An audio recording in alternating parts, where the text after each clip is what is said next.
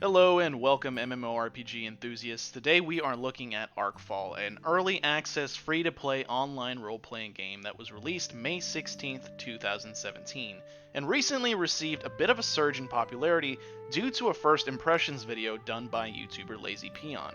In his video, he describes his first few hours in the game and ultimately covers its faults and strengths.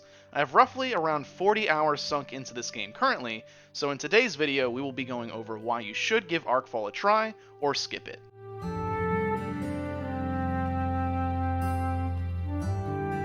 Arcfall, for all intents and purposes, can be described as an open-world sandbox MMORPG, where the goal of the game is to make your own goals and experience what this virtual world has to offer. Currently, the best way to summarize Arcfall would be to say if RuneScape and World of Warcraft had a baby. That baby would be Arcfall. Arcfall is developed by indie company Neojac Entertainment, which currently consists of two developers, Neojac and ZeroSplint. Both developers, from what I can say in my own experience, are very keen on providing an instance-free game, encouraging a somewhat seamless experience within the world. In the current market of MMORPGs, pretty much all of them are instance-based and separate players from each other in charted arenas and maps. This is currently a breath of fresh air, even if at times it does pander to the nostalgia of older online games. Originally, the game was an isometric top-down view similar to RuneScape and Albion Online, but recently the game relaunched with a third-person perspective with similar controls to World of Warcraft. Gameplay consists of several different activities. Currently, there are a handful of skills or professions to level up. Training these skills will in turn permanently increase your statistics, which ultimately makes your character stronger. Parameters like strength will increase your weight limit, endurance will increase your maximum health, intelligence will increase your maximum mana pool. These systems encourage you to train all of your professions rather than focus on a few if you want to make your character as strong as possible. Training your professions also allow you to craft and develop a vast table of materials and equipment, provided you have the correct blueprint. At least half of my playtime has been spent killing sheep, gathering wood, mining for rocks, or killing chicken to gather materials that I can use to craft things like arrows, bows, swords, hammers, pickaxes, and tons of other things that are incredibly useful. I really like the crafting system in this game because almost everything you collect has a purpose to your overall gameplay experience. Combat at the time of this video consists of three different specifications: swordsmanship, magery, and archery, once again harkening back to RuneScape's systems. The higher your mastery is in those three skills, the more spells and abilities you can use in combat. Abilities are also learned from your crafting and resourcing professions as well. For instance, leveling your lumberjacking profession will provide you with strength and health buffs that you can cast on yourself to augment your combat prowess. Other buffs like Unchained, which is learned from the refining skill, increases your movement speed, which can be helpful to move and gather resources faster, once again encouraging you to train all of your professions so you can learn more and more abilities to use. I will admit, however, that combat isn't anything exciting and consists of more or less auto-attacking with the occasional spell used to deal more damage. Neojac has thankfully commented that a combat revamp is coming in the future to make fighting enemies a lot more exciting. PvP is negligible to mention since more or less it's not properly implemented just yet, and especially with this combat system, it's really not all that interesting. PvP comes down to who hit first, since most abilities will flat out one-shot players, having you lose all your items in the process. Oh yeah, I guess I didn't mention that death is like RuneScape here as well. You lose all your items when you die, except for a select few. So if your PvP flag happens to turn on, which is a common occurrence unfortunately, be sure to turn it off as soon as possible, or relog into the game to have it come back as off.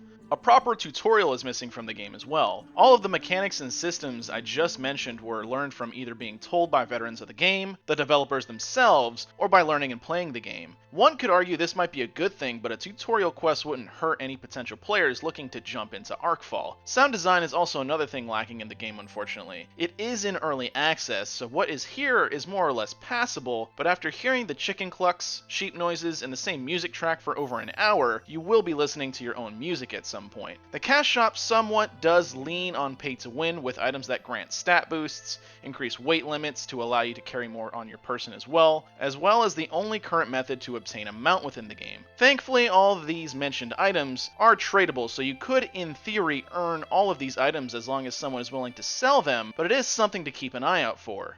The game also sports a player-owned housing system, but at the time of this recording, truthfully, it's really badly implemented. In an effort to make the game instance-free, houses are purchased on certain islands where you can purchase a plot and begin building a house on said purchased land. The downside to this system is that there are a limited amount of plots to purchase and more players than there are plots. If this game was to surge in players even more so than it already has, this issue will become a huge detriment to the game in my opinion, since essentially in its current system, those who have money, or were here first, get to own a house, while the new players don't get to have anything. If they were particularly excited for that feature, it might turn them away from the game. Overall, I believe Arcfall has a ton of potential. Neojac and Zero Splint are very passionate about the project and are actively a part of the game's community, which thankfully is incredibly friendly and helpful. Will this game be the next RuneScape? Personally, I don't really think so. I think it has enough to set itself apart and be something completely different. Plus, since this is early access after all, the game could definitely change over the years to come. Here are my final thoughts. If you like old school grindy MMOs, Arcfall will feel right at home to you. Many of the things you do and experience are towards a greater goal, so if you like that type of experience, this may be your new addiction. The crafting system is very fun and expansive. With a decent amount of blueprints in the game with more on the way to come, who likes a crafting system like this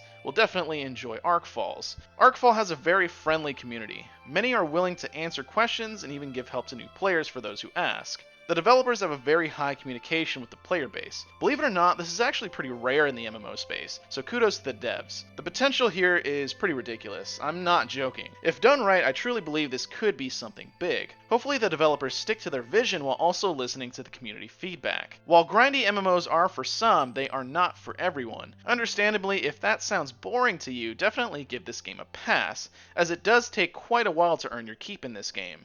As always with early access games, Arcfall is pretty buggy at times, and at worst, unplayable. Thankfully, whenever something does go wrong, the developers are typically on top of it fairly quickly. The cash shop feels a bit dirty at the time of this video. While yes, you can craft bags to help with weight limits, get buffs that make your character move faster, and make equipment to help with those enemies, you can't deny that the items in the cash shop are just simply better. For a game that is still this early in development, it just makes me scratch my head, since I can think of so many other ways that the developers could have monetized early development. It is a known concern within the community, but who knows if things will get changed. Player-owned housing in its current state is just a mess. The developers have tried to appease the community by adding more plots and even holding plots for players that want to own a house, but unfortunately it's just not a feasible system. Once the community becomes a lot bigger, this is definitely going to become a huge problem in the future. While the developers are vocal with the community, there is no roadmap or clear vision to share with the players on what is on the horizon. A roadmap of what is to come would give players things to be excited for, without promising too much. Lastly, there are some other small concerns, things like the Steam page advertising features not present in the game, outdated game website and patch notes, and misspelled text in the game. These are very small gripes that I'm sure will improve over time. Remember, MMOs are ever evolving, and many of the concerns I have here would very well be fixed in due time. Anyways guys, that is going to be all for this video. Comment down below if you're thinking about playing Arcfall, or if you already play Arcfall. Let me know what game you would like to see me try next, and as always, I'll see you in the next video. And before anyone comments, yes, I did purchase stuff out of the cash shop. After 40 hours of playtime, I felt the developers earned my money. Still, makes those things pay to win, just wish it was cosmetic is all.